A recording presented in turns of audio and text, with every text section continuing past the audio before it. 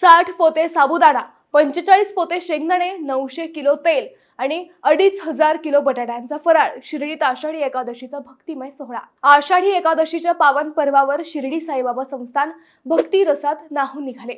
हजारो साई भक्तांच्या उपस्थितीत मंदिर परिसरात विठू नामाचा अखंड गजर घुमला. यावेळी तब्बल 45,000 भाविकांनी साबुदाणा खिचडीच्या महाप्रसादाचा लाभ घेतला, तर जवळपास 27,000 भाविकांना अन्न पाकिटांचे वाटप करण्यात आले.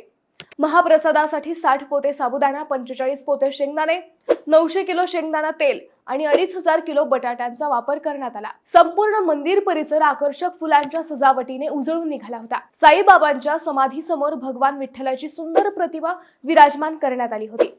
सायंकाळी कीर्तन, त्यानंतर पारंपरिक पालखी सोहळा आणि विठ्ठलाची आरती यामुळे वातावरण अधिक भक्तिमय झाले. उत्कृष्ट नियोजन, महाप्रसाद आणि धार्मिक कार्यक्रमांमुळे शिर्डीत दिवसभर साई आणि विठ्ठल नामाचा गजर घुमत राहिला. भक्ती, सेवा आणि परंपरेचा सुंदर संगम अनुभवण्यासाठी हा सोहळा भाविकांसाठी अविस्मरणीय ठरला.